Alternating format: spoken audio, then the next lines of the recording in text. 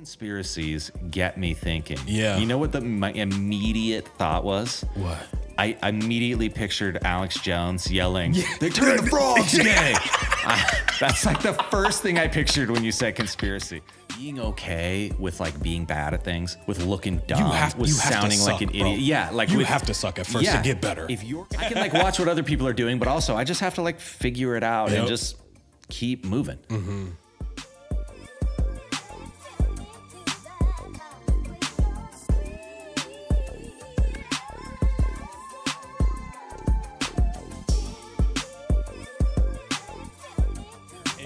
Did the clap, but I like to do my thing. Hold on. Trailblazers, welcome back. I'm your host, Toot Kylech, aka K1, and I'm in the rail yard chilling with the folks at companycam. So before we start, y'all know what I'm finna say. Shout out to all the new people that are watching the show. Please leave a 5-star review. Like the video, man. Like the video, comment throughout the show, share this episode with a friend. Like I said, we are at companycam. We are joined by an entrepreneur, a golf fanatic, a visionary, a mover and a shaker, and the founder and CEO of companycam.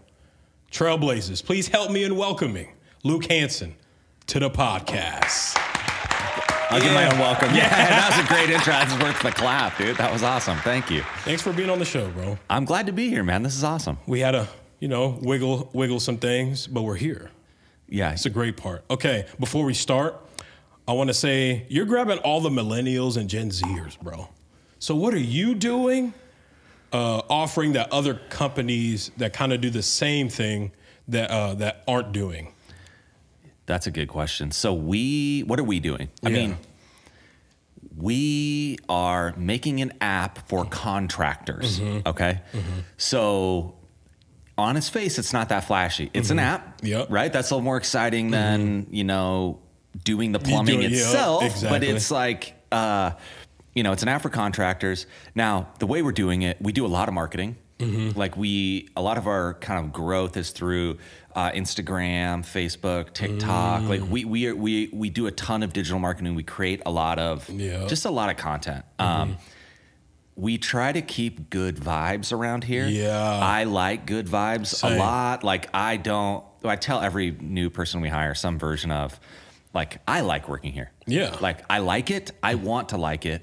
I want to like the people here. I want to have fun doing it. I'm going to spend a lot of time with y'all. Yeah, so exactly. I want to have fun. We do this a lot and enjoying it along the way, like basically having fun. We got to get work done. Like, if we don't make money, we don't get even a chance to do any of this. But like, let's do it in such a way that's fun and take the right thing seriously, but not take like everything too seriously. Yeah, because life is already hard. We don't need to add to it. We know that this is a job. Everybody has a job, but let's also make it fun at the same time. And I think that's why a lot of people are gravitating towards you. It's kind of youthful here, upbeat energy, a lot of skills here. Man, I watched a lot of young people become old here. Yeah. We hired Kento, dude. He was so Shout out Kento for being out here, running the setup.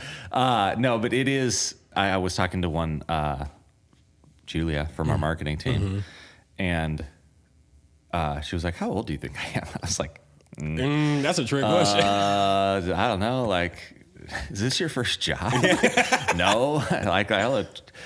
Anyway, she's 23. Yeah. But I mean, these kids are smart. Like, they're smart. They know how to like run the internet. Yes. Like, they know how to figure things out. They know kind of like what's cool, what works. What's working right now. We're in a spot where we're marketing to, like, when you think of the person who owns like a roofing company or a plumbing company or, it's not maybe the same stuff that would play to like, I don't know, like high schoolers on Instagram. For sure. But it's also like, there's a ton of stuff to learn from just like kind of what's out there that works more broadly when you point it kind of in the right direction. And some of like, I don't know, some of this, even just like doing these interviews, shooting videos, cutting things up. They make fun of me a lot. Kento's probably got like a 5-minute running video of, he does like, bloopers. Yeah, I think whatnot. he's saving it for later in the year. Like, when can I maximally embarrass Luke? Yeah. But yeah, no, it really does boil down to like, keep it like, take things the right amount of serious, and then recognize that like it's a bunch of people. Like a company is just a bunch of people. That's all it is. It's a bunch of people. We're trying to do this thing.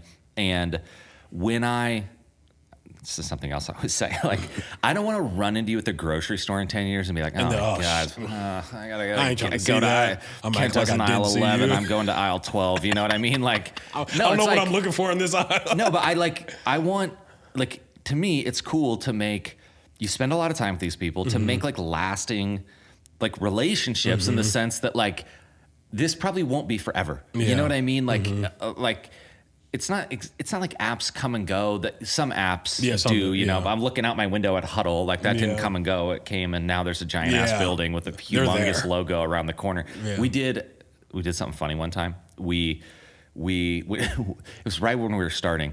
We got like $100,000 check, which is like was crazy money, dude. We were pumped, and we photoshopped a building in that parking lot right next to Huddle, except we made it like 4 stories taller. And then we like wrapped our logo around the corner of it in like this like ridiculous fluorescent, you know, that's dope. Thing. And we're like, we're coming for you guys or whatever.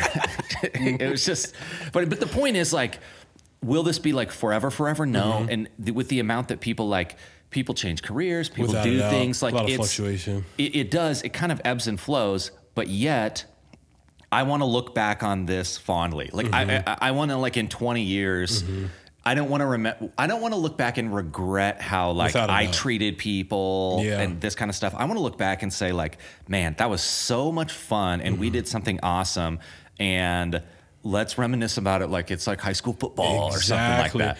Yeah, because like I'm sure you're in the same kind of boat of the mindset of like, I don't want to regret nothing. So I'm going to like Lincoln is a small town, but also I also think like the world is a small town. You know, the universe works in very like creepy ways. Like I always want to leave people on a good note. Like I'm not a person that really burns bridges. I might just separate myself. Like, hey, I love you from afar, but I won't regret it because I don't like that feeling. I don't want to have to dodge you. You know what I'm saying? 100%. It's not. It's. Yeah, there's people that have left this company. I think I'm on good terms with most people. Like I think that's good. Everyone, that's always good. It is, but it's also like everything. There's like a time and place, and you know what I mean. Like I don't know. It's hard to explain, but I hear you, which is that like you just don't know when things are gonna like come back around, and when things like when the person who I don't.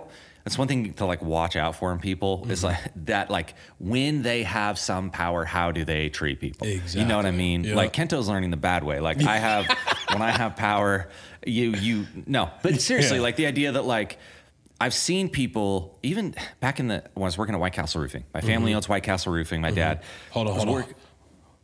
Continue on, but I want to get to that in a little bit. Okay. Yeah. This is merely a story to relate this principle, which is people would call to get a hold of me. And the person that answered the phone, sometimes they would treat them badly. Yeah. Or, just not very respectfully. If not, I don't want to say how bad they were, but like, and I would chuckle because I'm like, the person who you just talked to knows everything that happens around here. Exactly. They're like in charge of getting all of this stuff done. But like in your mind, they were kind of like a lowly person and I was the person. And it's like, and you've got it backwards and you just missed it and cost yourself a bunch of problems because like you were worried about basically how you treated people based on this like kind of status thing. And you just, I don't know. I think it's just better. We're all people. We go through different, sometimes we're the video guy, eventually maybe the CEO to the whatever. And like, you just need to treat people well. Without a doubt. And it will play well. Yeah. What are 3 misconceptions about being a business owner? It depends on whose misconceptions, I think. So that's a good distinction. Because like there's a view out there that like that kind of like you're taking advantage of a bunch of people sometimes. Like they run this business or whatever, and it's not that are there business owners who take advantage of people? Yeah, but you really do often feel like you're kind of working for everyone. Like, because you have the responsibility of the thing. And I think if you haven't been responsible for like the livelihoods of a bunch of other people, it's not that you can't get it or anything, but it's just like, it's hard you to don't grasp. really know that like kind of feeling. And it's something that most people take pretty seriously. Gosh, let's say being a business owner, you know, another one that comes to mind is this is kind of, I'm going to take this from like kind of the younger person perspective, is like, there's all these career paths, you know, and it's kind of like when you're in school or something, you see this really narrow set of what's there. Whereas like guy running a plumbing company of like 5 people does extremely well. Without a doubt, you know, like, and it's a lot of work. Like, trust me, it's a lot of work, but that you can do really well in unglamorous kind of jobs and without like a fancy education. Like it doesn't actually require a fancy education to be successful. It requires a skill, a lot of hard work and a lot of care about how you're doing it. And it's something that almost anyone can do. I agree, man. Okay. I don't have a third. No, it's all good. So Luke, this podcast is about, we're trying to aim to provide listeners with the mindset and perspective they need for success and fulfillment, because I think fulfillment is probably high on my list. So we want to encourage people to take the leap, you know, jump off the fence and start their journey and stop overthinking. And I want to show the listeners all of the people I know who are already doing great things in the city or the state. So you kind of touched on it earlier, but to fully understand how we got to this point, we want to understand where it all started, what were the critical moments that led you here. So give the listeners a bit of a background about yourself, where you're from, and your childhood experience leading up to high school. Okay. Yeah, so I was born in Lincoln. I grew up on Arapahoe Street for a while, down over there, and then we moved out just south of town onto like Saltillo Road when I was maybe 6 or so. I went to Norris School. You know, go Titans. Like, I think so. I like them, but you know, anyway, that's way back. The point is, like, I always liked school in the sense that my friends were there, and school always seemed pretty straightforward. Like it wasn't that hard for me really, and I wasn't like the smartest kid in school, but and I didn't all the way even through college for the most part. Like I didn't really care about school. Like I did enough to usually get by what I needed to, and then I didn't really care much outside of that. But it was fun, and I liked kind of like the problem solving, like this kind of stuff. But I mostly cared about sports. I remember thinking like, I don't actually sitting in like pre-calculus or some class being like, man, I don't care about this at all. I don't care. I just need to like look at all these letters. Like math switched from numbers to letters, which is a bummer.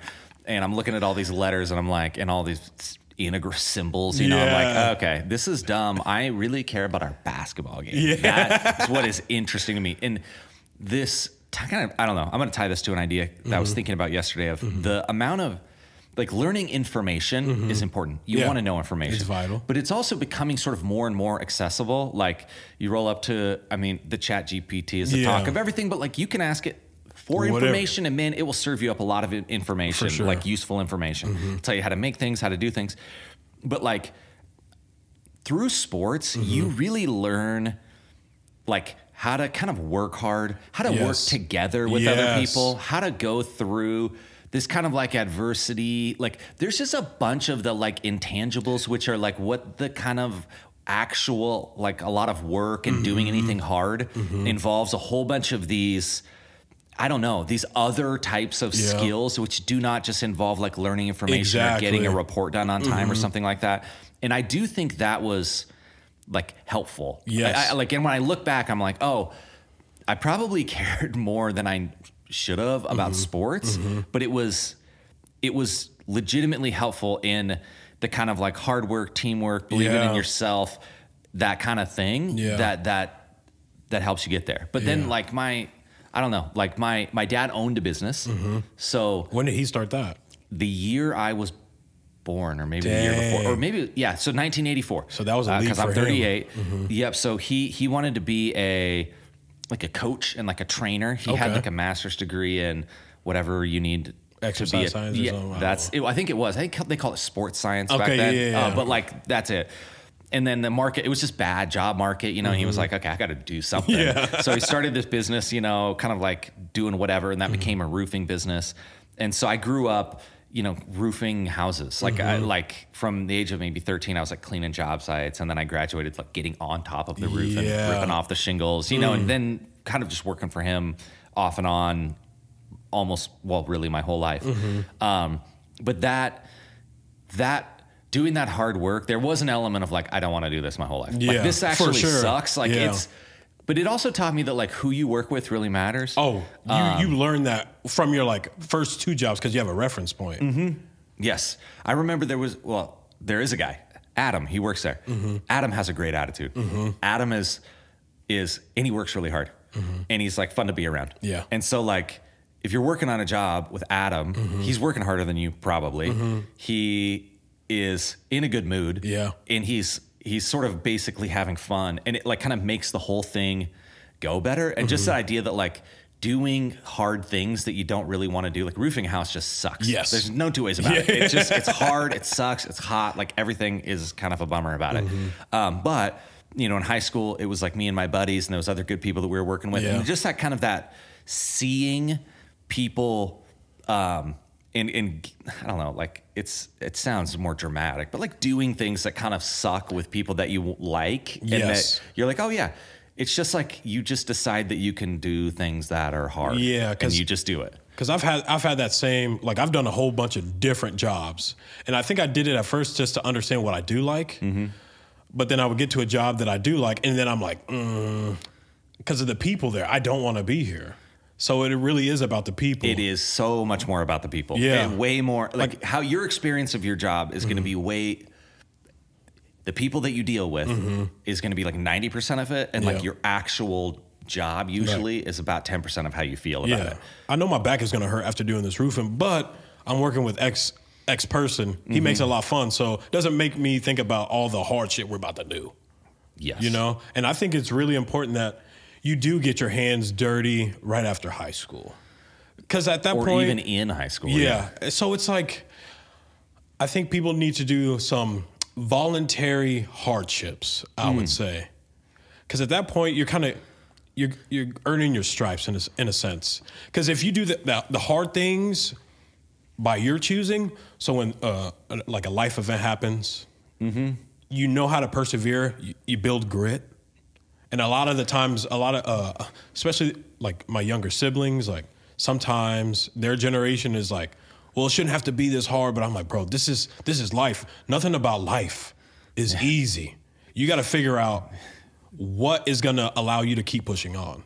That got pretty deep there. Norm Macdonald has this joke of this, like, the whole thing. Have you heard about life? Like, it's really hard. It sucks. Like, no, but like that, the idea of doing hard things, this is sort of becoming like, everyone's getting an ice bath. Like there's all this stuff that you have. I'm not trying to do. Yeah, I mean, I'll just work out. I'm gonna get one of these days. The point, it looks like it sucks. But like that idea of like, it's going to be hard any way you shake it, and it probably will be sort of unfairly hard for you at different times and for different people. Like it's not fair. I make my kids say things like, yeah, I know, life's not fair. Like, sorry, it's just, that's the facts. But like, it doesn't mean we shouldn't work to try to make it like better and more fair. But like, it is a fact that like, life is not fair. Like I was born here. My dad had this company. I have 2 parents. They love me. We never like starved for food or anything, but we were never, exactly rich. But like I had tons of like, some people say privilege. I feel like I was blessed. Like I was like and there's nothing wrong with that, bro. You want to bless, like I want my kids to be blessed.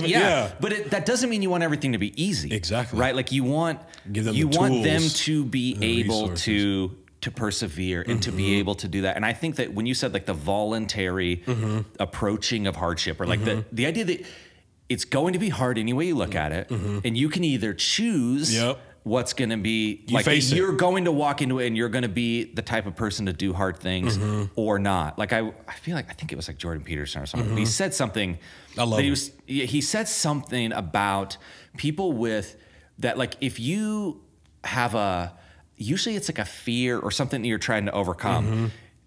Even if it's maybe like a unreasonable fear, like elevators or something. I think was his example. It's like you don't get over that by like getting away from diminishing the fear. You have to become like a braver, more courageous person, basically. And that like that's the proven way to sort of overcome. And that like I think about that like with my kids and my life and with how I do things. And I certainly don't have any sort of answer or whatever, but I'm like looking at that, trying to think, how do I make this thing like harder for them, or allow them to become that person who's like brave and kind of like strong and whatever, when so much of it is easy for them. Like it's good. Like life is good. Like life in America is very good. And that's why like my parents come from the Civil War area, from the Civil War era that they experienced.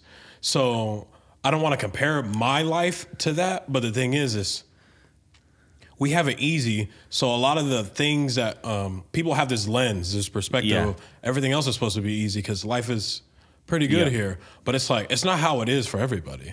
That's not what life is. We find problems because so much of how we view the world is how it's going with kind of other people and how people see us. And and it's like, you could be like, you can learn from people even if they were in a place of like incredible sort of like suffering and whatever. Like they definitely have something to teach you, but like you're going to experience that on some sort of a smaller scale, almost guaranteed, because it's like we manufacture it, you know, like even when it's not hard, do I have like problems? Yeah. But like in the scheme of things, if you step back, I try to ask people around here, I'm pointing at Kento again. Sorry, Kento. He's just the closest one here. But you know, sometimes there's a problem, and then people will start doing this back to me. That's when I get frustrated because I'm like, cool, that's my trick.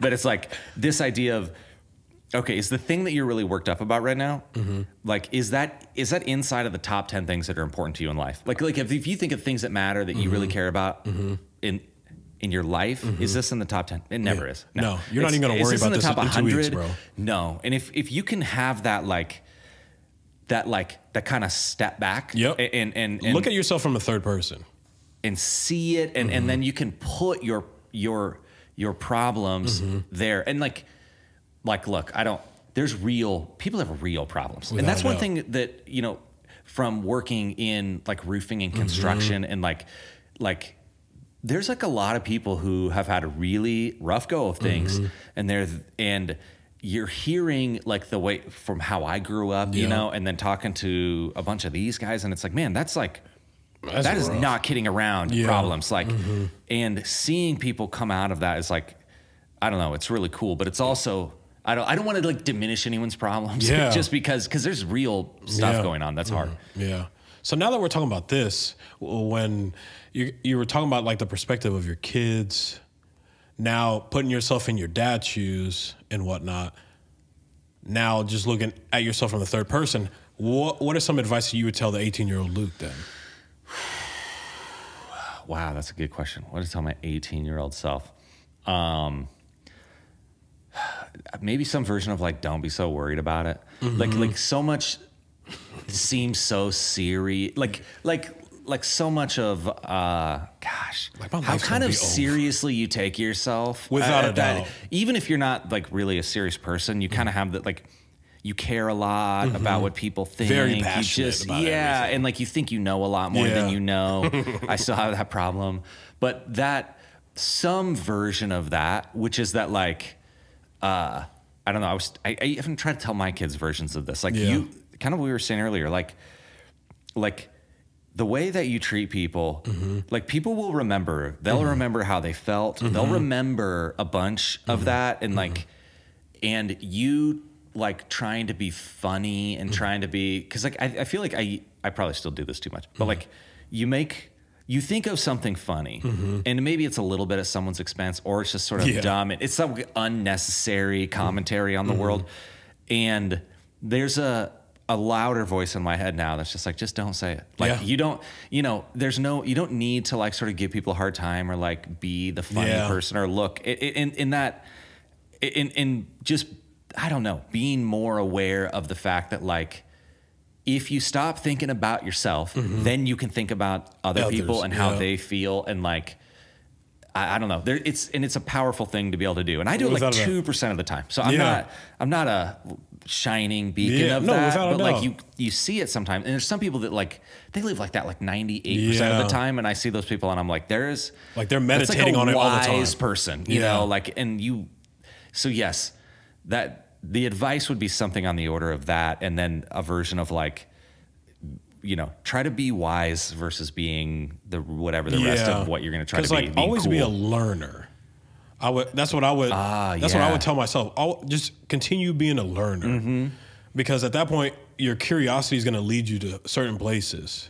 Like you can follow your passion, which is fine, but like most of the time I find myself in certain places because of my curiosity. Yep. And then next thing you know, I'm like meeting a person that I met before and we've had, you know, a good relationship, and they opened this opportunity for me.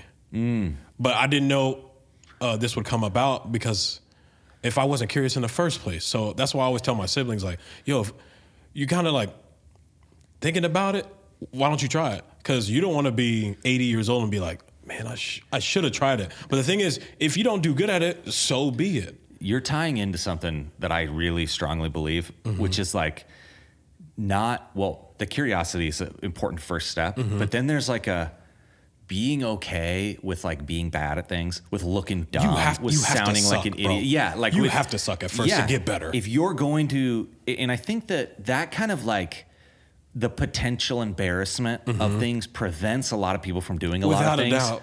And if you can say, hey, I acknowledge that I'm going to look like, for me, I think of like learning to play the drums. I'm still not that good, but like when you start, you're really bad. And then like learning a language, you know, like learning, like I speak like passable Spanish. I don't speak as much Spanish anymore, but like you will sound like a 3-year-old, like, and you can't avoid it, but like, and you're going to sound like an idiot. And if you're afraid to speak, if you don't speak, then you can't really get better. So you have to just go through that. And if you can go through that, then you can become like a person that speaks 2 languages. And that's like, this is really what you want to be. But like that area of like, even like starting this company, like it certainly at the beginning wasn't very glamorous. No one really thought it was going to be, but like it wasn't like, wow, what you're doing is so smart and good. And you're like, you know, and like that kind of potential embarrassment, like you can tell yourself the story of like, oh, that kid from that roofing company thought that he could start an app or whatever.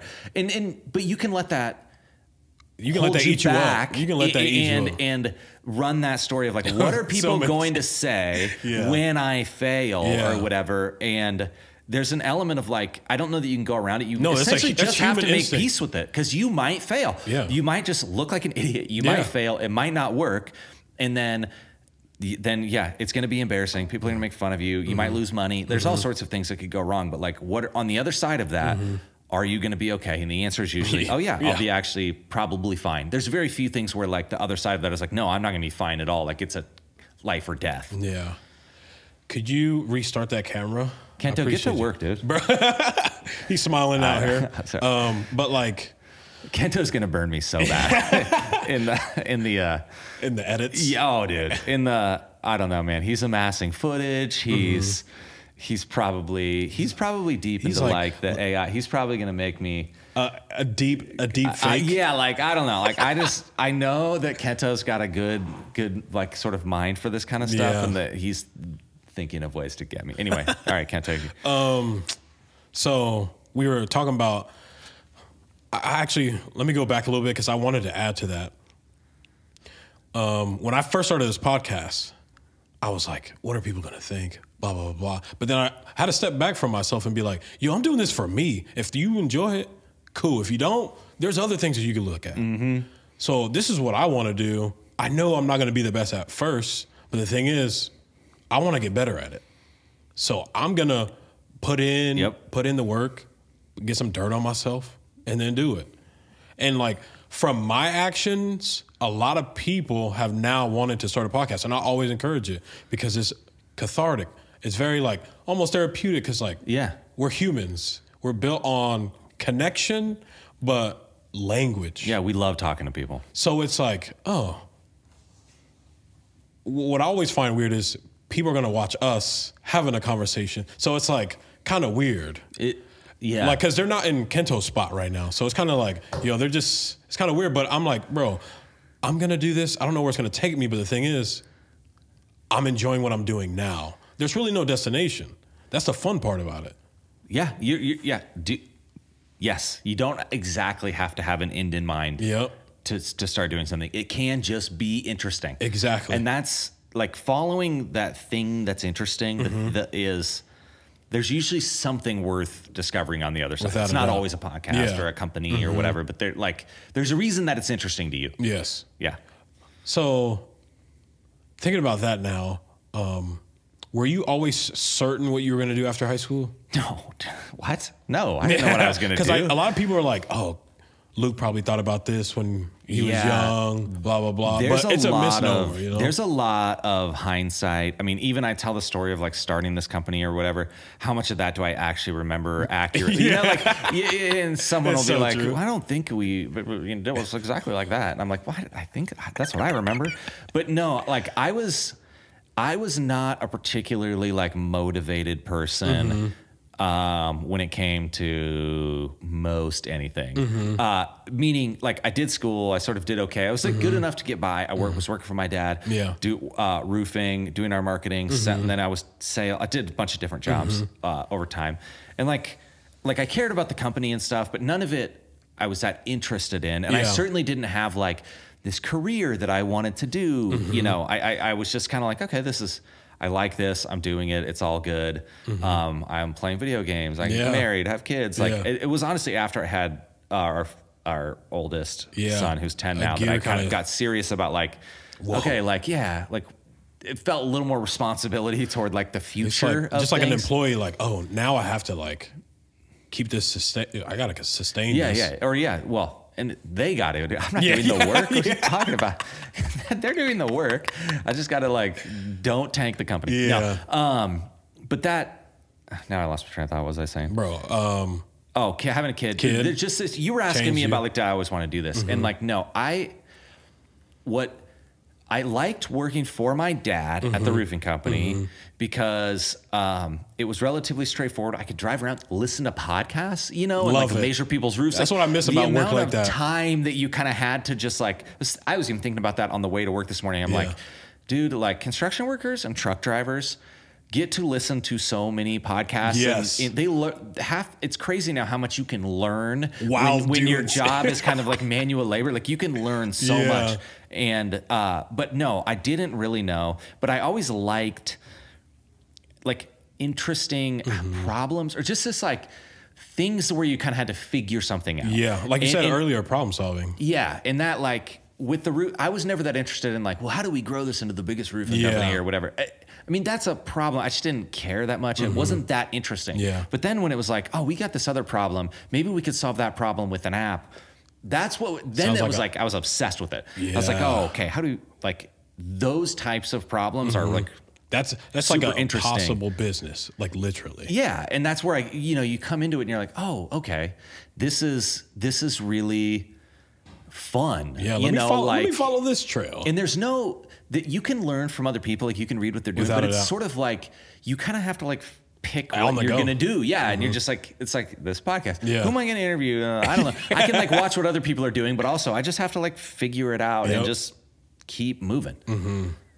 Man, this is a great conversation so far. Okay. So now we're talking about companycam. Can you just tell the folks out there listening about companycam and what are, like you said, specifically, what were some of the headaches that you're trying to solve?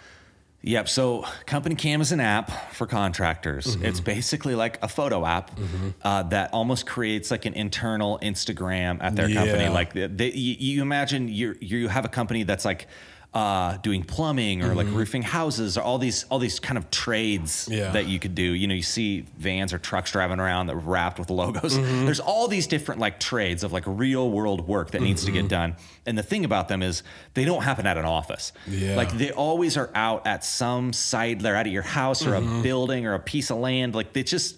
And the bigger that company is, you know, if it's like one person, then okay, you kind of keep it in front of you. You know, all of a sudden it's like 5, 10 people or 100, you know, at some point, and you're like working at 5, 10, 20 different spots and trying to just capture the information from there and kind of organize it. That's what companycam does. Basically captures it organizes it under the right job because it's all geolocated. And then it creates this like this feed for your company so you can see what's going on in real time. You can look. So you like they'll like at White Castle Roofing or a bunch of over hundreds of Nebraska companies are using this actually, but they have it up on monitors at their office, you know, and they're like seeing photos come in from different jobs and they can like, you know, make photo reports. It's sort of this daily communication and accountability thing. So that's what, I love that's what companycam does. Yes. And that's one thing that's especially hard when, you know, if you're running a business, you're responsible. Exactly. Right? Like it's on you. No one, eventually it rolls up to you and you're going to try to distribute that responsibility around and then hold people accountable. But the customer is holding you accountable. That's you. So you need to, it's not that you need to like Hawkeye everything, but you need to have a way of saying, seeing how it's going, knowing what got done, knowing what needs to get done, knowing what it was like before, so that you can hold people accountable. And that's what, you know, we started basically like, hey, we need to organize our photos. That's like the initial idea. And then we realized, that actually like solves this other problem of this daily communication and accountability. So that's what companycam, that's the app. And so we've got, I don't know, like 25,000 companies that are using it, you know, and a ton of them, it's like, they're small, like 2, 3 people, like, some are big, but you know, just all of these different contracting trades, it solves this really crucial problem that they have on the daily. And it's been really cool to watch it happen. And now we have like 220 people here. That's dope. Well, not literally here, but a lot of them are here. Then they're kind of distributed around. And so, I definitely did not think that it was going to be like this. It's like, I was like, could I barely squeak by a living? Or like, could we make something that just like made enough money that like it could be an actual job and not like a side project hobby? And that was 8 years ago. So always in hindsight, like it seems, you bump into someone, say you bump into someone and like their kid is like twice as tall as they were last time, and you're like, whoa. But you know, when you're in it, it just doesn't seem like it's moving that fast. And so, but it's really cool, man. I don't know. Hindsight is always 20/20. I say that a lot, but I don't actually believe it. But sometimes I'm like, I still can't connect the dots now that I'm looking at what I'm doing right now. But sometimes I'm like, it makes sense. Well, sometimes you see something and you're like, okay, obviously. But I feel like a lot of times we say, okay, I also say hindsight is 20/20. But then there's so many things that like you don't really know the sort of like what would have happened. And but you have a story in your mind about what it would have been. Anyway, I'm not trying to nitpick your because I do say it, but then I'm like, after I say it, I'm like, I don't actually think I believe that. There's a lot of things that I like to pick apart when it comes like that too. Yeah, that's weird. My mic is slowly drooping. It's like when you were with your dad, when did you make that leap? When did you think it was the right time for you to make that decision?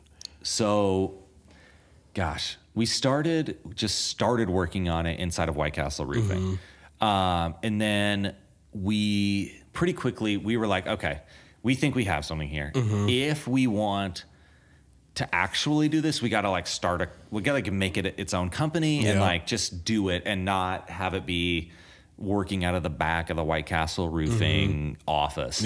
And so that was like, started working on this in like the fall of 2014, maybe the summer, fall. And then March of 2015 is when we like incorporated the company and we hired Chad from Huddle. Shout out to Huddle. Thanks for giving us Chad. Yeah. Who is our first employee, and then we launched the product in July of 2015. So yeah, it's been a minute. Pretty cool. Okay, let's do this. Ooh. So if you had to start over with companycam, what kind of pivots would you make?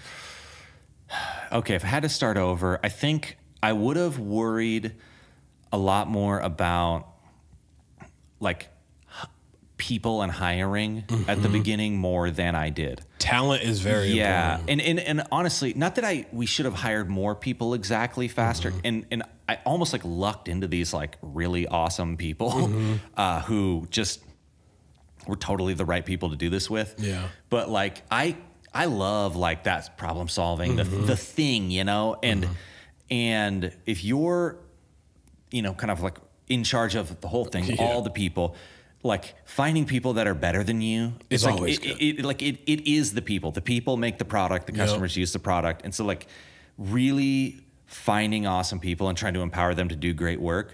I should have done more of that sooner. Yeah. And we probably would be further ahead. I think we could have invested.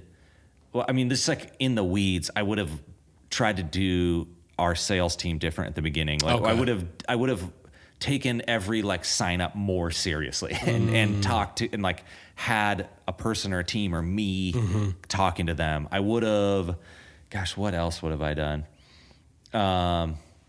You know, I would have tried to chase fewer shiny kind of things. Yeah.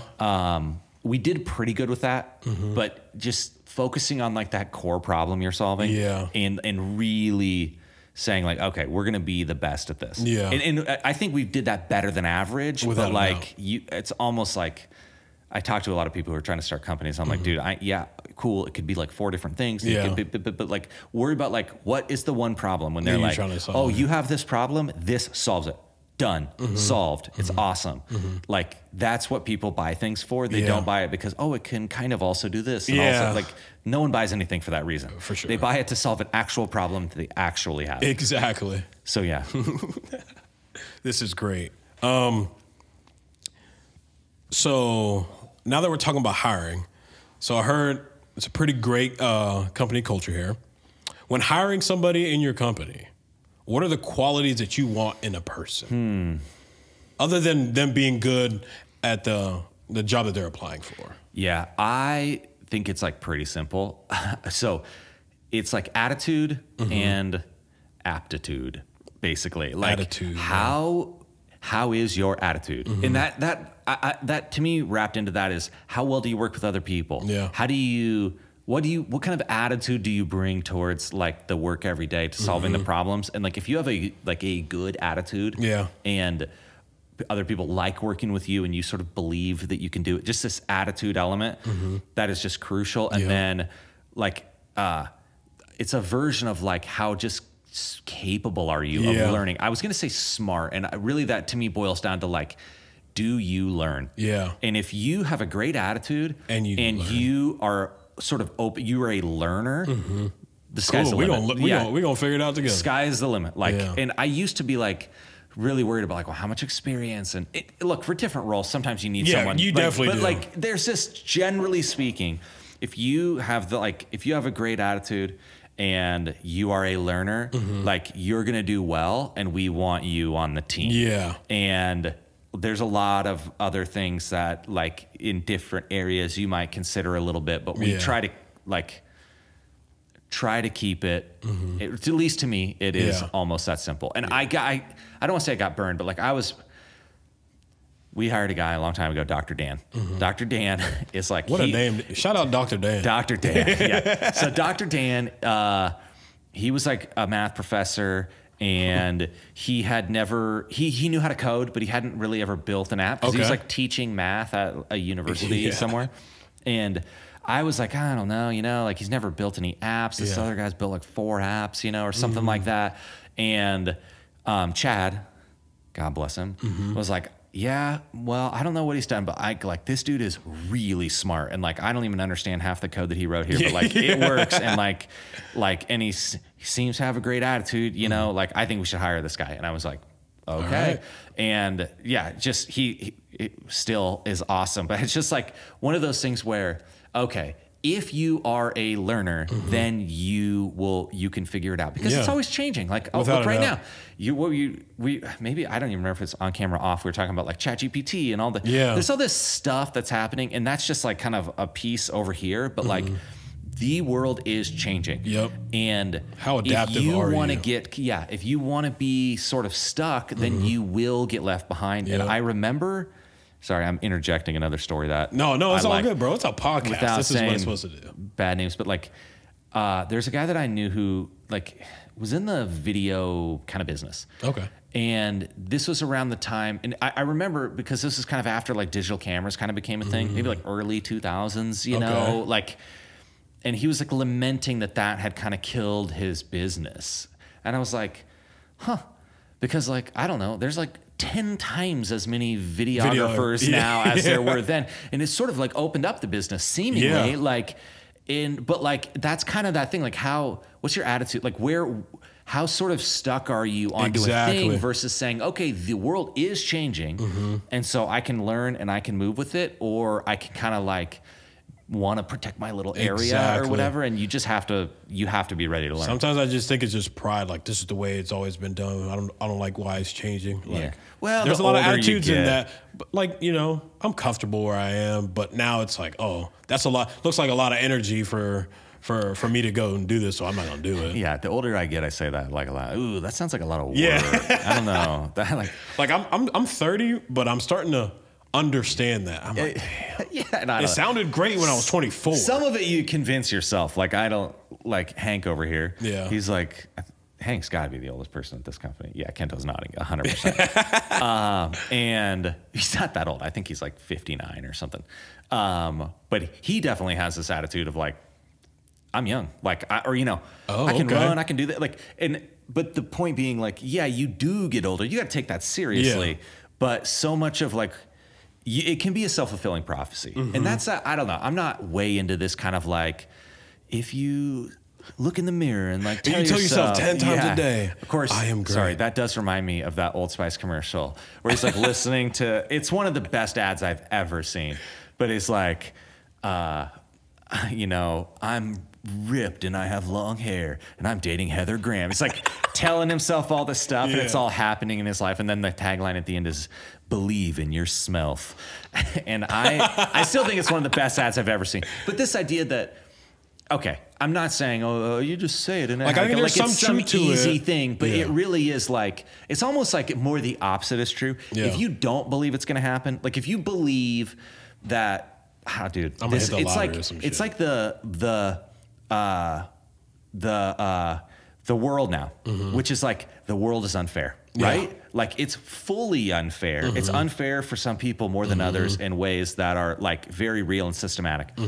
If that is how you define your life, and that will become an excuse for you not doing what you want. It doesn't mean the world's not fair and that we shouldn't work to make it more fair. It is. But like if you adopt the opinion that like that is the cause and that I can't, that I'm not bigger than that, then it will hold you back. I think I believe that side of it more strongly, that like if you do the opposite of the I can do anything thing, then you'll definitely are going to be in a hole. Without a doubt. But I don't know. But at the same time, I'm like just staring in the mirror and like telling yourself you're great. I haven't done that much of that. I usually do it into a camera. Am I right, Kento? But I do. I've lost the plot here. No, point is, believe in your smelf. That's gonna be a highlight clip for sure.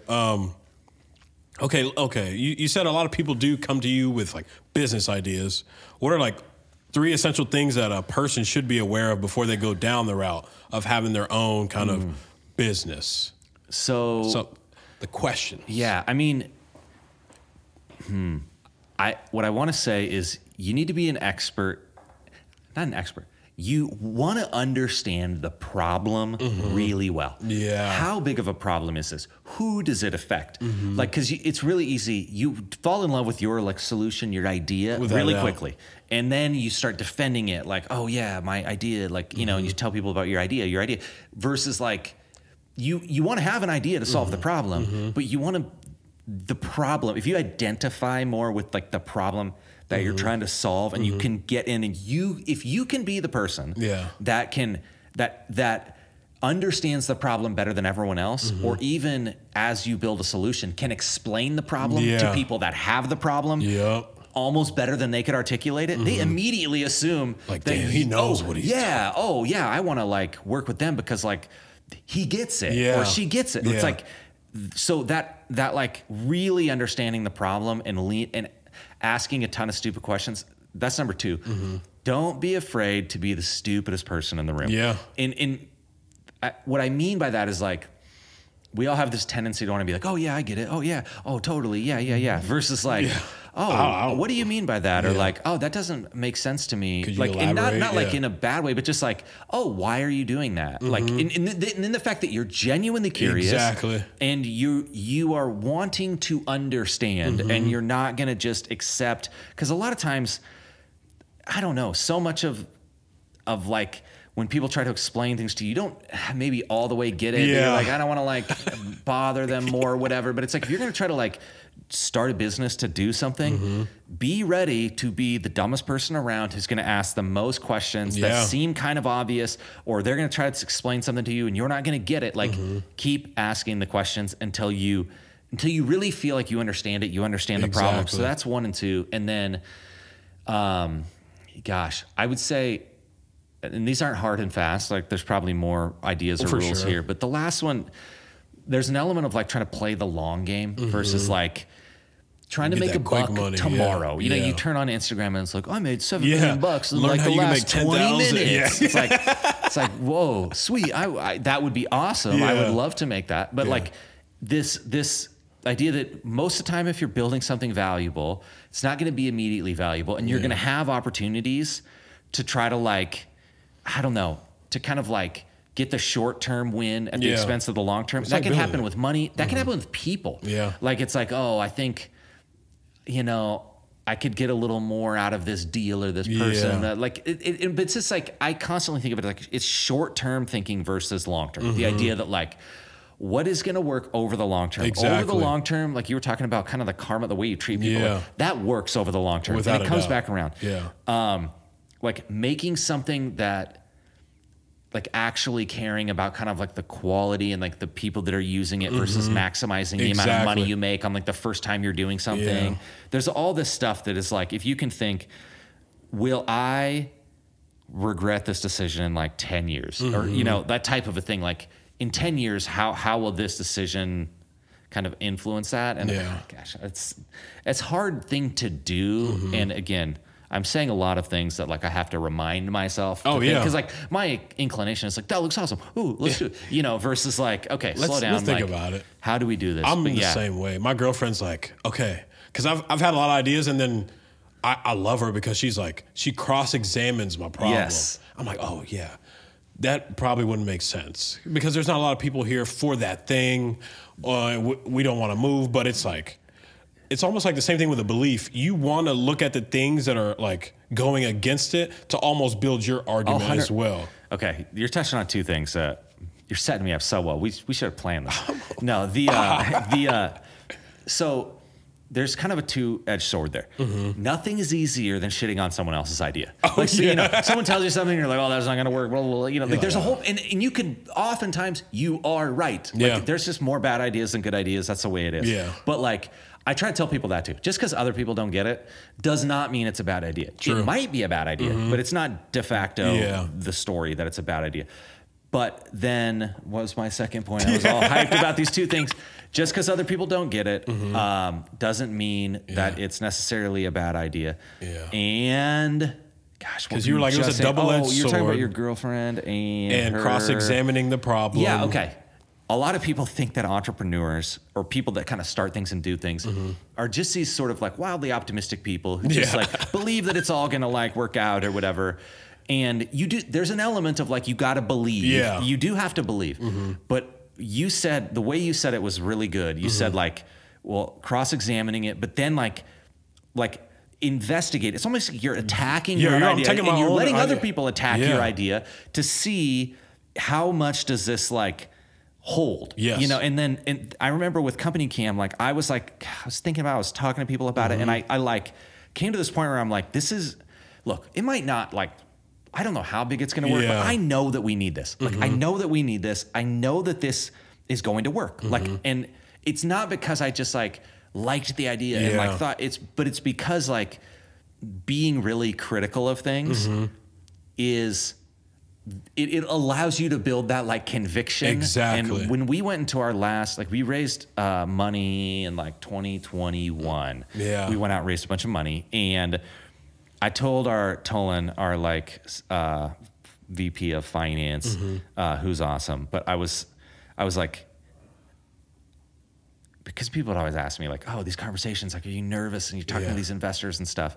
And I was just like, look, I believe in what we're doing, like what we're doing in the future of it more than they don't believe it. Exactly. And I remind myself of that every time. Cause like these are really empowering. Smart people there, but like, I'm like, I know more about what we're doing. I can still learn from them. Doesn't mean everything I say is right. And you know, but it's like, if you are critical of it and then you know, you're doing it, it starts working.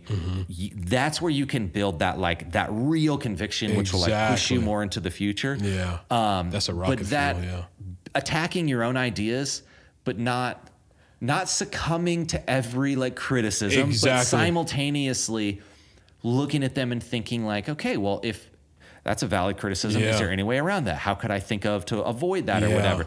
That will get you in a spot so that your ideas can be the things that die rather than your company. Exactly. Because like, we'll take a break in a little bit, but what I always say to myself is when I have an idea, I mean, it came out of my head, you know, I caught it, but the thing is, I don't need to be married to it. So I can step back to it, and like if somebody gives criticism, they're not giving criticism to me, it's the idea.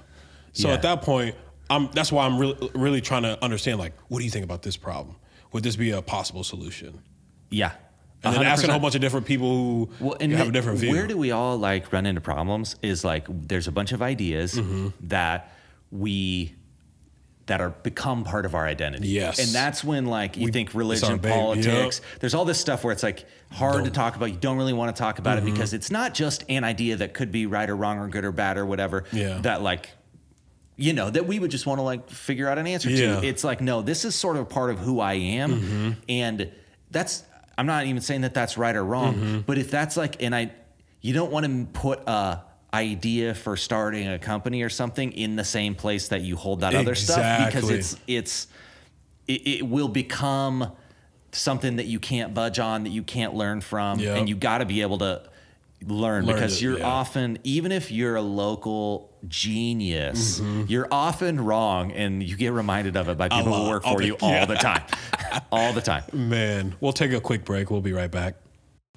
Hey, this is Luke from Company Cam, promoting the same thing that you're already listening to, looking into the wrong camera. There we go. We're in the right camera. So what you should do is tell anyone you know who's a contractor to get Company Cam, or anyone you know that is not having kids, that is of the age and is mentally in a spot where they could do that, to have kids. This is a have kids, download Company Cam commercial, and that's what you should be doing. In fact, you should just start trying to have kids right now and stop listening. Maybe you could keep listening to the podcast and start trying to have kids right now.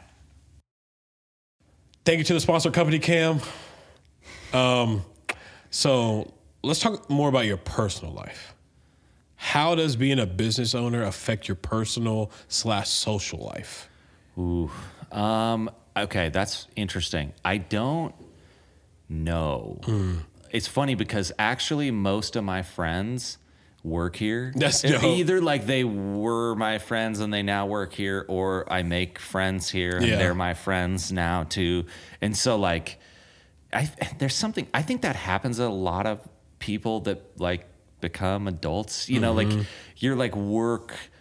I don't know. There's some like big overlap between like your work and your kind of like the rest of your life. You know, I feel like I've had a pretty good balance of like regular life. Like I got 3 kids, 10, 7, 5, wife, got a freaking dog now, dude. I don't know, this dog.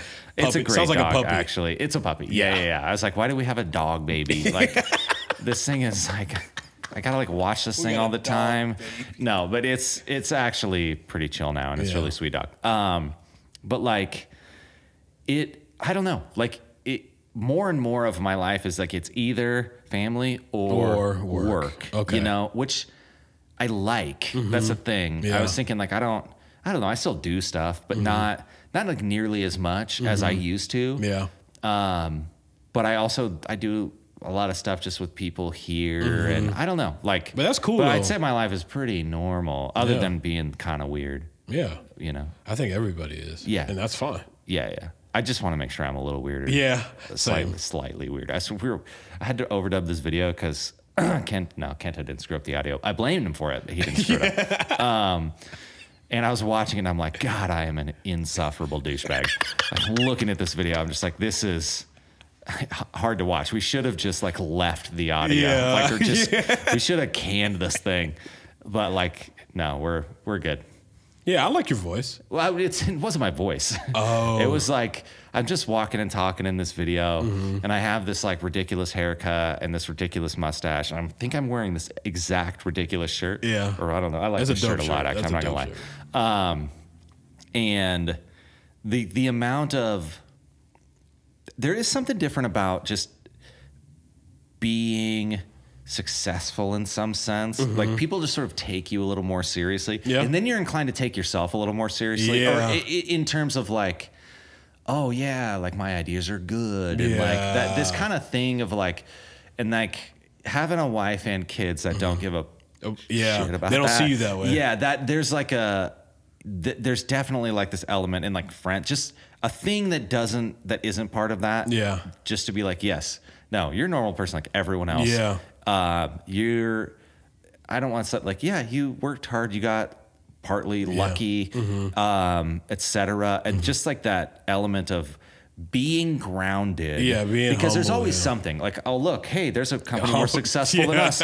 We, like there's always like something, no matter kind of where you end up, that like you can look up and be like, oh, look, I don't have a yacht, but I've got a $50 million yacht. Well, Bezos has a $500 million yacht or whatever. It's like, there's no sort of end to that. And I feel like, you can kind of get like trapped up in that. And there's like an element of like constantly comparing yourself and things. And I try to steer clear of that and basically say like, I don't know, dude. Yeah. Just a normal person. I'm the same way because like, Gary Vee said, keeping up with the Joneses or something like that. And it kind of made sense with me because it's like, that's a never ending cycle. There's always another Jones. And they're always smarter than you. They're a little bit better looking. And that's like tiring. But the thing is like, it's not fair to me to compare myself to another person who didn't walk the same footsteps that I did. Exactly. So it's like, why would I compare myself to that? Totally. You compare yourself to who you were before. Yeah. I'm like, bro, I'm pretty dope compared to who I was back in the day, Yeah, well, if you want to, just compare yourself to Kento and. It's like Kento is just taking so much of the run here. I'm sorry, we got to get him on a mic later so he can just dish on us. Kento, we'll give you a mic. He's like, no, please. Since we were talking about kind of the success thing, what does success mean to Luke?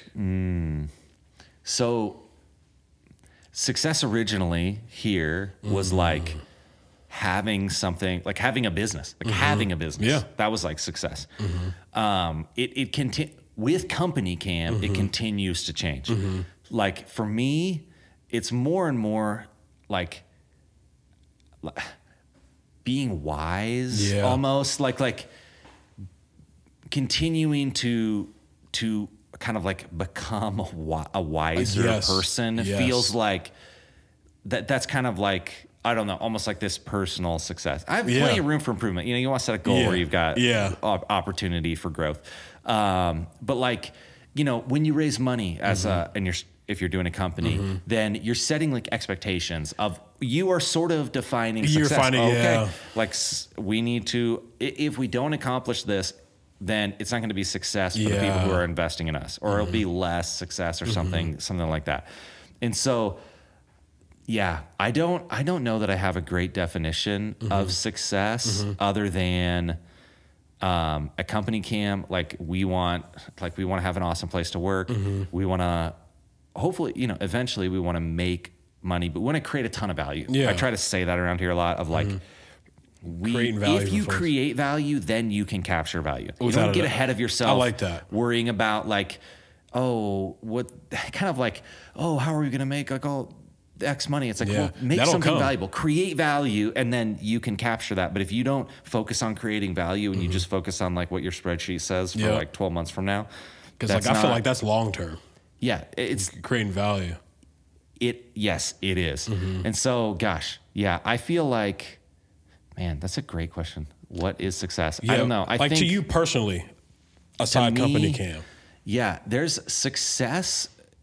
Because like you said, there's a version of like being I do like that of being like a wise person. Yeah. But I also think of like for me, like let's say being a good leader, being a good dad, being a good husband, like all the roles. We all have like roles in which fundamentally how we relate to other people. Like at this company, I'm the CEO, and my family, husband, dad, and like sort of succeeding in those roles and not like doing one and blowing the other ones is like, to me, that's how I would feel like I'm being successful. Like if I'm doing a bad job as a husband or like a dad, even if I'm doing a good job here, that's not like success for me. Yeah, I'm with you on that. Because like when I was younger, I thought success would mean like having this kind of car, having this sort of home. But that's like connected to status in my sense of belonging. But that's like kind of fleeting. It's like very short term. But it's like, how can I have a lasting impact on folks? I feel I'm already successful and everything else is just icing on the cake. Because like, I'm always going to try to learn. I'm going to try to figure out ways to use my abilities, my gifts to then help other people who are on their path as well. So it's like, I'm scratching your back, you scratch mine. It's a great relationship that we have. We're all scratching each other's backs over here. But I love it. To your point, I like stuff a lot. Or, that's men. Yeah, we like stuff. I do. I like cool stuff. I like stuff that works. Yeah. Like I think it's just because maybe the way my dad is, or there's something about where like things that are meant to make you like look important, rich, XYZ, I don't really like, or they rub me the wrong way. Yeah. And there's a Midwestern element. I don't know. There's a bunch of things like converging, right? Yeah. But the idea of like, oh, like my watch is worth $100,000. Yeah. Like that's not. I'm not against anyone having a nice if you want watch. It, go ahead. Yeah, no, I'm not gonna like personally judge you. It's like for me, so I want to be successful in that way, like for money. But I feel like I've I don't know, some of it just hearing people and like kind of believing them, the idea. Someone was just saying, I saw this, like money solves money problems. Yeah. Right? Like, but it doesn't solve marriage problems, family problems, health. I mean, it could help you maybe with health problems, but like, and so that to me, money solves money I don't know, like I feel like I am more successful in this company is like financially than I ever actually thought I would literally ever be. I just, that's, and I'm pumped about it. Like it's awesome, but I'm still, I don't know, dude. It just, you're the same person. Yep. You're not any smarter than you were before. You've got like life and people and I don't know, man. It just, it isn't, it's worth working for, but it's one of those things that when you get there, it isn't, you're still going to have the same problems you have minus like, we ain't gotta worry about problems are real. I don't want to like diminish it. Like, dude, like go out and like, transmission just went value out. And like make money. And I'm like a huge proponent of that, but, you're still the same person you are, and it's going to probably amplify how you are. Without a doubt. Rather than that it's going to like go through your life and like solve problems that aren't fundamentally money problems. Yeah. I like that. Because like I have to view people as people instead of the status that they have. Because like when I first, they were like, oh, that's the owner of companycam. I'm like, oh, snap. And I'm like, if I go up to him, is he going to have a certain, a view about me? But then I'm like, he's also a person. Yeah. And don't be intimidated by that. And look at you, bro. Yeah. You're cool, bro. I'm just doing my best over here. No,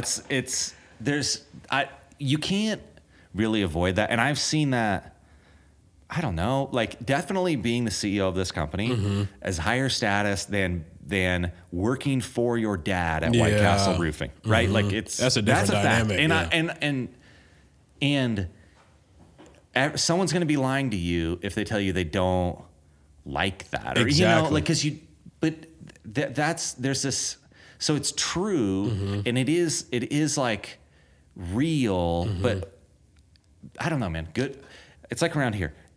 There's people we just hired yesterday. There's people that have like 4 people that they report up to before like I'm their boss in a sense, right? It doesn't, but everyone can have like a great idea. Yeah. There's tons of like super smart, super capable people who in the future are going to be doing something that is we just don't stay where we are, I think is the thing. And like we look at people and like where they're at. Yeah. And then define them that way. Exactly. Versus like where they may end up. Exactly. Which could be worse. It could be better. But like I don't know. It's just an interesting thing. And I don't know. I want to make sure that I'm not personally taking it too seriously with that kind of stuff. Bro. Because I mean, dude, you hear Kento like, oh man, you're the best, Luke. Luke, you're so smart. Oh my gosh. And you kind of can go to your head after he says it enough times. He can swallow you up, man. But like my mom, through all the the issues they've been through, she's like, don't take yourself too serious. You ain't gonna we're not gonna make it out alive. It's like life is gonna be hard. Try and make it as fun as you can. Keep the childlike attitude in you, because it'll allow you to get in certain places that you normally can't. So how old was your mom when you guys came over? Like roughly 23. Okay. So they came to a whole new country, didn't know the language. Whole new thing. We're cattle herders back home. So now, like she was telling me, that's what my grandparents did too. All right. So we got basically there's something in common. Yeah. So it's like they had to learn this whole new lifestyle. It's like, oh, we can store some of our food in the refrigerator. They put it in the closet. They didn't know what that was. And just like on the plane ride, us coming over here, a lot of the elders told us, like, don't touch anything in the plane. If you touch anything in the plane, that could result in us dying. Crashing. Yeah, you're flying just paralyzed with fear. Yeah. So I'm in the bathroom and we get locked in, but she remembered, like, we can't touch anything. And so like we're stuck in there until somebody came by and like knocked. So it was like, it's a whole different style. So I give them a whole. There's got to be so much, I don't know, to that experience or growing up South Sudan, coming to the United States with a baby. Yeah. Right? Like, and then once you do get on the other side of that, and it's not that everything's easy, but what you know about yourself is that you can do it. Yeah, you got a reference point. And that's what sounds like. I mean, it seems to me that that's what I'm going to say that she's instilled, or like that you are carrying that, which is like, hey, we can do it. I can do it. It's possible. I can start this podcast. I can do. You can do things. If they took that leap, I'm gonna try and take it as far as we can. Because it's like, I have the opportunity that they didn't, and they came over here for me and my siblings. So it's like so much respect. Yeah, I mean, I thought about it, I was like, would I be able to do that? I don't know. But it's like, okay, I have the ultimate respect. I'm going to take opportunity of this. And like, that has always been instilled in me. But as like, I had more siblings, kind of like diminishes away, because like they grew up here. So did I, but they didn't have the same experience as I did. So it's tough. In a different and like, spot. I can't like be mad at them for that. Like, why don't you see it this way? Yeah. Like mom and dad are working these, entry-level jobs for us to do these things, and you're not doing nothing. Yeah, you don't care. Yeah. But then I'm like, bro, I'm speaking down on them in a sense. Like, but I'm coming at it from a good intention. Like, bro, you can do something on yourself because you're great at X, Y, and Z.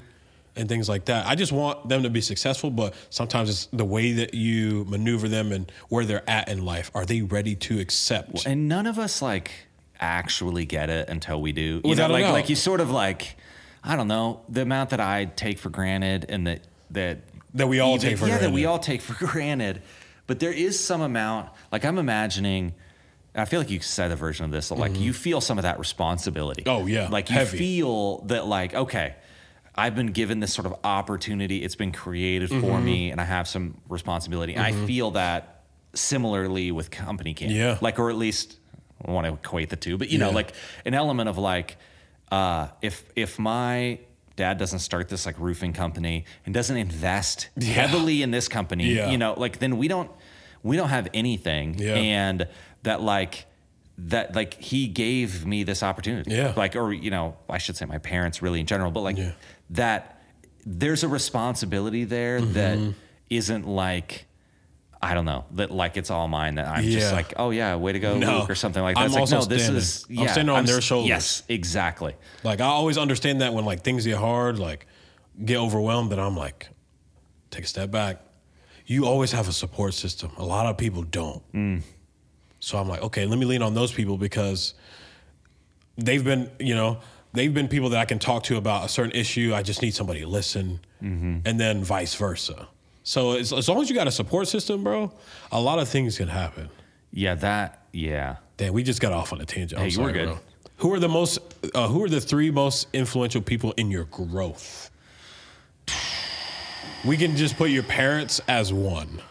If well, let's do that. Yeah, because I mean, it would definitely be both of my parents. Like my dad watching him run our family business, just seeing how he treats people, how like, and the work and everything, and how like the kind of integrity that he like goes about things with. My mom is definitely more of like, she just like loves life. She loves people. She's just like, and she's like incredibly like generous. My dad's generous, but my mom's like legitimately, she like picks people up off the side of the road, like weird shit.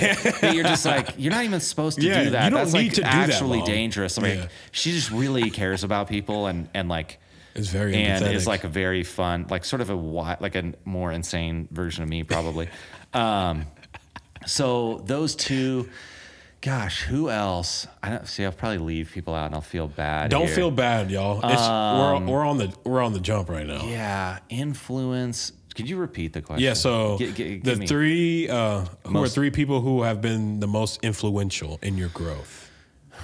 In my growth. Yeah, I mean, I'm going to say, well, let's just say definitely my parents by far over the top.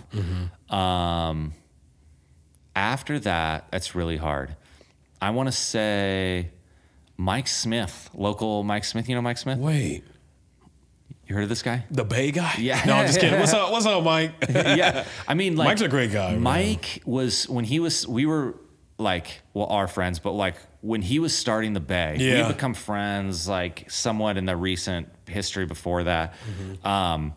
And his like belief in what was possible and then the hard work that he put in to make it happen was like, it was a really like encouraging to me. And I was like, dude, if this absolute moron can pull, no, if this guy, no, but seriously, I didn't say that. No, I'm not. Ragging on Mike is like, it's a pastime. No, but like just seeing like that, like he just decided you can do this and he wasn't going to take no for an answer. And he was going to like work. You don't want to get into this is a side tangent thing. Mike will try to bet you. He'll try to make bets with you about random stuff because he's just like super competitive. Yeah.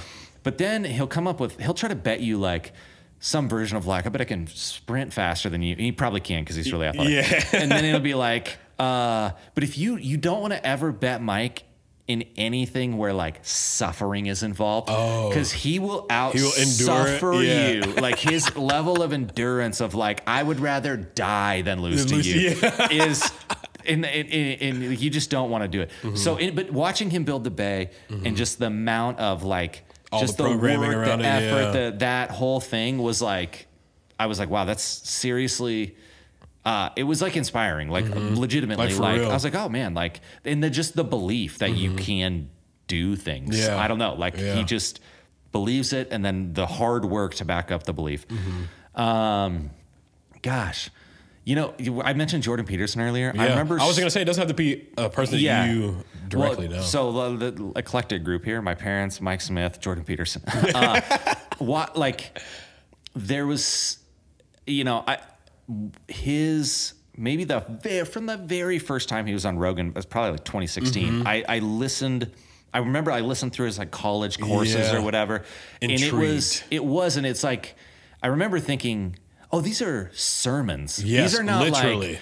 But there's like this sort of calling to kind of take it more seriously, to tell the truth. Yes. To kind of like be a better person. And there's I don't know, there's a bunch of other Jordan Peterson. There's all sorts rules. of contentious. Go get the book. Yeah, but I mean, there's like, everyone's got an opinion or whatever, but like not endorsing everything Jordan Peterson has ever said or done, other than to say that like his challenge to kind of like be who you can be, to like, and that you have to like actually aim at it and like try to do it was like super influential on me for sure. Yeah. So yeah, those three people. Technically it's four, but yeah. Yeah. Time moves hella fast. Okay. So where do you see yourself in 3 years, or do you even think like that? Smoking weed on the beach. I say that. Yeah. Well, yeah. Where are you going to be? I said that to my mom. This was a joke I made. She was like, "What do you think?" It was my mom and my wife. Yeah. What do you think? My oldest son. What do you think he's going to do when he grows up? I'm like, he's not going to have to work. He's going to be smoking weed on the beach. And my mom thought it was hilarious. And my wife is like, she's like, "Are you serious? You're terrible. Yeah. You're terrible." No. 3 years. Like, you know, honestly, I think, I see myself here doing this basically same thing. Like we have a lot in front of us still. Yeah. And that's what's like really exciting to me. Like, what can we build? And like, what can we kind of like, how big of a problem can we tackle and like actually make a dent in it? And I still think we have like big problems in front of us in the good sense to solve. Exactly. And that opportunity. So like, hopefully I will be like more fit, more healthy. I'll be doing my ice baths and my affirmations or whatever, you know, like, but I like really like, I love doing this and I want to keep doing it. And in 3 years, I think that I will still be here doing it unless someone wants to give me $1 billion. Yeah, that'd be dope. Or this is off tangent as well. 2021, how much money did you? We raised $30 million. Was there something recent that you guys just got to? Or was it the 31? That was 30. Okay. So we raised 30 million in 2021. And so that's the most that's the most recent funding that we did. Dope. And then we managed to not lose our money in the recent banking collapse. Yeah. Which was good. Whew. Okay. Another off tangent thing. What is one conspiracy that got you thinking? Oh, conspiracy that got me thinking. All conspiracies get me thinking. Yeah. You know what my immediate thought was? What? I immediately pictured Alex Jones yelling, "They turned the frogs gay." That's like the first thing I pictured when you said conspiracy. So I don't know if that's legit or not or whatever. I just see these random Alex Jones clips and they make me laugh so hard every time. Oh my God. Okay. Conspiracy that got me thinking. Gosh, I don't know. Like someone, I don't give anything to this flat earth stuff. Oh yeah. The COVID, when it was a conspiracy that COVID came from a lab, I just remember thinking like, this is like a Simpsons episode. Like, it's like, who knows where this virus came from? And there's like, oh, it's the virus factory. Where could it have been? Yeah, Jon Stewart. I don't know, but like, when Jon Stewart. He was like, oh, wait, it is the Wuhan virus. The Institute of Virology. And then you're like, wait, it says it on the building. How did we not try and like? Well, and look, here, I'm not here to say allegedly what the origins of anything are, but I have these wild, insane political beliefs to begin with. I'm a crazy, like, libertarian person. Same. And what happens, what I've seen this happen to a lot of libertarian people is, like, you become skeptical of a whole bunch of stuff. And then you don't, like, people, it leads in the direction of conspiracies. Are there conspiracies? Absolutely, there's conspiracies. But, like, they don't apply the same kind of skeptical lens to the conspiracy. That's kind of the Alex Jones angle. Everything's a conspiracy. And it's like, and that, you gotta kind of keep that skepticism. So for me, if I'm already trying to convince you of this crazy political idea that we shouldn't be circling circles on pieces of paper and electing people to rule over us, and giving these people wild amounts of power, then I don't want to, like, also pollute the landscape with like, and they're turning the frogs gay, you know, like, that's just not helping anyone. And so I don't even, like, look into it. Like, I see that there's a conspiracy thing. I see that's out there, but I'm like, okay. Sometimes it's funny enough that I'll be like, what is this about? But yeah, like, I don't know. I don't think they, like, did it all on purpose. I don't know. It's hilarious. It's like the clip that never leaves your mind. It always just works because it's so insane. Everything about it. I love Alex Jones because of his passion and how he gets so animated. You're not going to get that from another conspiracy theorist. He's the best conspiracy theorist. Yeah. His oh my God, I just saw something in my head. What did I don't know. These, like, random Alex Jones, like, there's memes of them now, you know, and, like, because I never really, like, saw the show. I always, like, saw the clips, and I specifically, I was just like, this, this out there. But, like, every now and then you catch a thing of his, like, rant, and you're like, okay, this guy's a complete lunatic. Yeah. But his ability to maintain being a lunatic very loudly, and for minutes at a time is hilarious. But it's a skill. 100%. Luke, what are 3 things that people should know about you that we didn't touch on? Ooh, 3 things that people should know about me that we didn't touch on. Dude, I don't know. You said I like to golf. I do like to golf. Are you more of a range person, or do you like to actually go the holes route? I like both, but just golfing. I like golfing. I've been playing too much Fortnite. I play Fortnite with my kids, dude, and I'm kind of nasty at Fortnite, dude. Yeah, so Fortnite. What else? Oh, my kids and I are playing this game, Biscuits. Biscuits. It's like you roll all these dice and then you have to take them out and, like, you get a score, and it's just like a fun game that you can play. Like, I learned this game as, like, a drinking game with, like, friends, and then, like, my kids are like, everyone. It just works, like, at any level. It's a great game. Dude, what else? Kento, what facts about me? Hit me with a fact. Go, Kento. Damn. Kento, dude. It's because people ask him questions. Yeah, I do. I like to talk, but I didn't feel like this was novel, Kento. Yeah. Gosh, I don't know, dude. I want to write more. Drake? Drink? Drake? Do I like to drink? I said you like to drink. Drake? I don't drink that much, Kento. Do you? What are you talking about? Are you a whiskey guy? No, that's the thing. What are you? I don't know. Like, I will have a beer from time to time. I feel like Kento's trying to get me in trouble. He's trying to put something on you? Yeah, like, I don't think I drink very much, Kento. I don't even know what you're saying. He's a casual beer drinker. Drinking at companycam started from somewhere. Oh, yeah. The sales team, because they're degenerates, dude. They're drinking after they make a sale. Yeah. No, I mean, I used to want to start a hookah bar hostel in Nicaragua. That was like a goal. I literally flew down there to look at real estate because I was like, this was a while back, 10, 12 years ago. But, like, sitting around with people, having a drink, smoking hookah, just hanging out. Then the kind of like travelers or something, like everyone's kind of from somewhere else. Like, there's this element.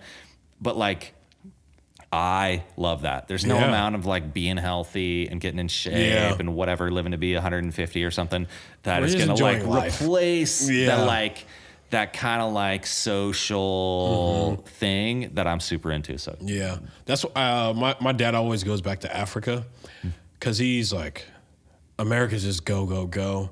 Back home, it's like, let's enjoy life. Let's do the work that we need to do, but we're going to mostly be around people, hang out, maybe drink a little bit. And there's dance. like a community, Yes.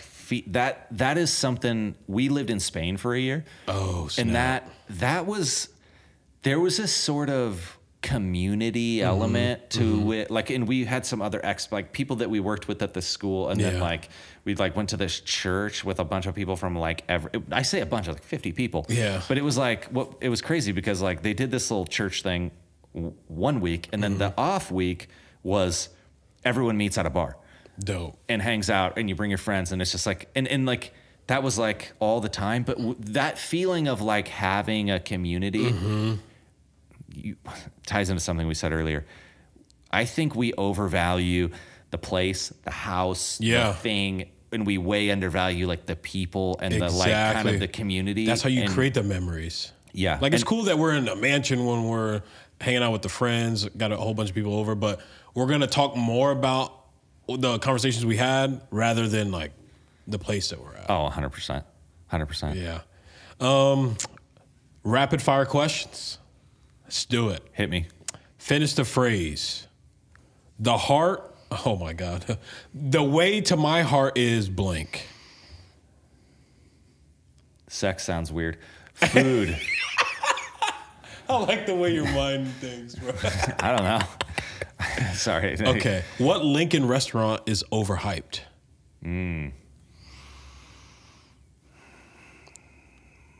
Gosh, what is overhyped? Valentino's? Ooh. Kento doesn't like that answer. Who cares? What do you think? Laszlo's. Laszlo's is overhyped. I think That's a bad answer because Valentino's doesn't get hyped. Maybe not. Yeah, okay. Okay. Laszlo's is overhyped. Muchachos is overhyped. Now I like muchachos. Yeah.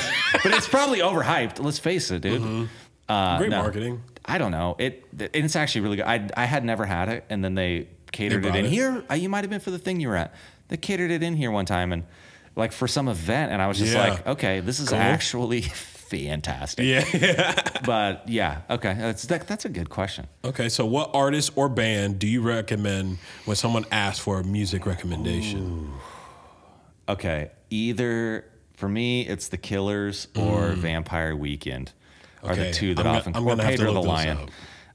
But yeah, I'm a big fan of The Killers and Vampire Weekend. Okay. What was your last impulse buy? This could be very recent. Open up Amazon, a GoPro. Ooh. I bought a GoPro. The kids have been begging me to like make videos and whatever. That's dope. Kento's getting messages from me on Saturday. Hey, let me into Adobe Premiere. I need an account. What are you doing? He's like, we got you. That's dope. What is one thing you love most about yourself? Only one? Gosh, what do I like about myself? I think that I'm fun. Hell yeah. I like to be fun. Hell yeah. I wish I could sing. Not having it, dude. I can't. You can still sing. Yeah, but it's like I have a. I was talking about looking dumb earlier and all that. Like I got a pretty high threshold for that. Not that. Singing it ain't that high, dude. That's like a lifetime level embarrassment. Yeah. What are 3 adjectives that best describes you? 3 adjectives that best describes me. God, it's possible to get out of here without sounding really self-important. We're here because of you, bro. Is fun an adjective? How does the English language work again? Yeah. Fun.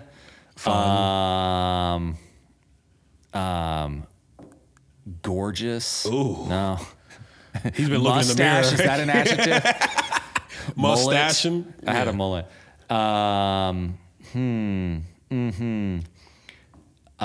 Capricious. Ooh, I heard that recently. Capricious. Yeah, I'm a little. I like kind of like going in too many directions. Yeah. A lot of the time, which too. I'd say capricious. I think that's a good one. What did I say? Fun, capricious, and then we're looking for adjectives from me. I want to say wise. Okay. I don't think I'm there yet. But that's an On the ongoing path. ongoing journey. Yes. I'm not. you listen to this interview, you're going to be like, why is this guy's maybe like, guy's a lunatic if that's, but no. Yeah. Okay. I'm not going to say that, but I'm going to say that's an aspiring one. Okay. I like that. We'll go that way. I'm an aspiring wise person. Yes. Okay. This next question is very broad. Okay. What is your most strongly held belief? My most strongly it could be held about belief. Sports, a certain team, a certain company. We can even get in. Yeah. Okay. My most strongly held belief. That's a great question. I would say it's something to do with loving your kids. There's something embedded in like kids, having kids, your kids especially. Maybe it could be, this could maybe go beyond kids, but like you don't understand, or I want to say you can't till you have kids, how much you will love them, how much they will matter. Yeah. And that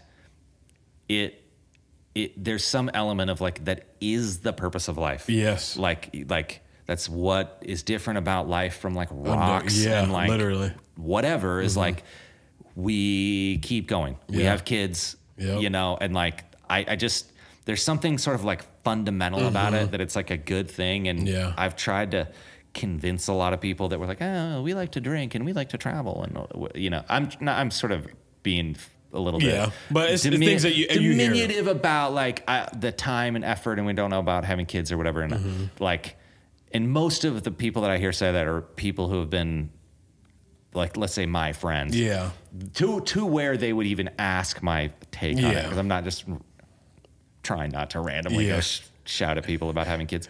But there's this element of like, you really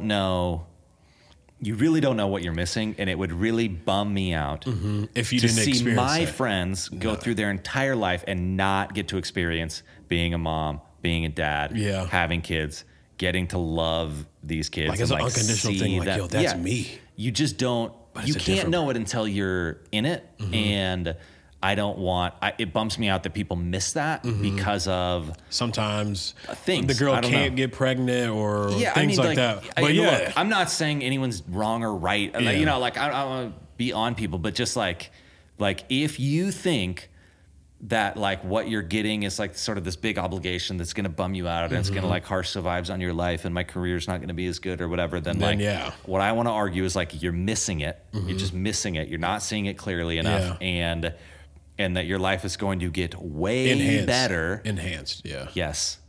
If you have kids. So have kids. It's good for everyone. If a movie was made about your life, what genre would it be?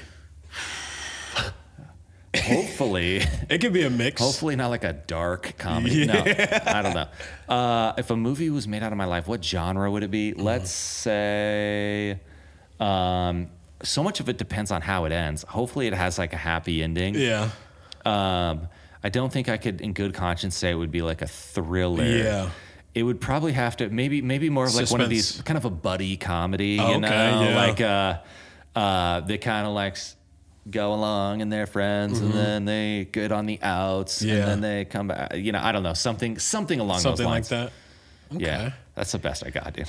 And the last question that I always ask, did you enjoy your time on Blazin A Trail Podcast? Hell yeah. Yes. Oh, this was awesome, dude. Thank you for having me. For sure. Okay. Do you have any questions for me? I don't think so. Not right now. All right. No. Do you have anything to promote? No. Other than the question is like, my wife's gonna be like, what are you doing down there still? Why are you responding to my text? I'm like, sorry. Oh, look, the Toot's here. Yeah. Who? What? What are you talking about? Toot, dude. What's up? You don't know Toot? No, she's not gonna know you, but she will now. Yeah. No, I sort of asked you a little bit about your parents, about like kind of coming here. Yeah. Like, I'm always I am super interested in like we went to Spain for a year. I've kind of, I don't know. I like Stories. Different, interesting, like people have a different experience than me, from a different place, from a different like life. So I'm always like interested in that. And like, but I don't know that we have time to get into that right now. Yeah, but that's fine. we should do is get an honest to God beer since I love to drink so much, you know, we can definitely do that. And I don't know, talk about it. Okay. We didn't get a chance to talk about your scorpion ring. What would you like to talk about? What is it? What's it about? Well, I was like, I was born November. Astrology sign is a scorpion, but I was like, the ring is just dope. It's like one of the. Normally, I'm not much of a ring person, but you got 2 rings on. Yeah, I get the jewelry from my mom. Dude, I'm not gonna lie. This, you should be holding like a silenced 9mm, like making threats. Like this is like cartel shit, dude. This is next level. Kiss it. Yeah, exactly. Uh-oh.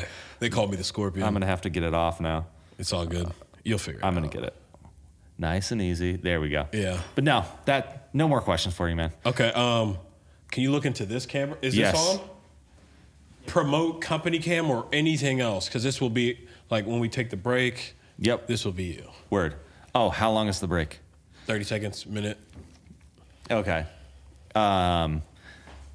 Hey, this is Luke from Company Cam promoting the same thing that you're already listening to, looking into the wrong camera. There we go. We're in the right camera. So what you should do is tell anyone you know who's a contractor to get Company Cam, or anyone you know that is not having kids, that is of the age and is mentally in a spot where they could do that, to have kids. This is a have kids, download Company Cam commercial, and that's what you should be doing. In fact, you should just start trying to have kids right now and stop listening. Maybe you could keep listening to the podcast and start trying to have kids right now. Okay, just a couple more things. We got to close the show. Okay, where can people find you and the things that you're up to? Because I'll put So say the things your personal stuff, and then we could talk about where people can find Company Cam. Yep. I am at ProfeLuke. ProfeLuke. Okay, I'll put on that social media. All right. And then at Company Cam on everything. Okay. If you're looking for Company Cam. Okay. So thank you so much, Luke, for coming on to the podcast, brother. Thanks for having me. I appreciate it. It was excellent. I would like to thank you guys for listening to the Blazin A Trail Podcast. Like I told y'all earlier, leave a 5-star review, like the video, like the damn video, subscribe to the channel, and leave a comment about what you learned about our friend Luke. Make sure to follow us at Blazin A Trail Podcast on Instagram. Shout out to KZUM 89.3 FM radio station and Company Cam for allowing us to shoot here. As I always say, don't be so hard on yourself. Make sure you take action on your trail. It's either day 1 or one day. You choose. As always, Trailblazers, start with yourself because you are the one. So make it happen.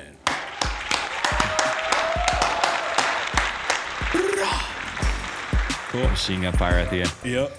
That was awesome. Hey, dude. Yeah. Oh, thank you for having me, man. Yeah. This was awesome. This was super fun.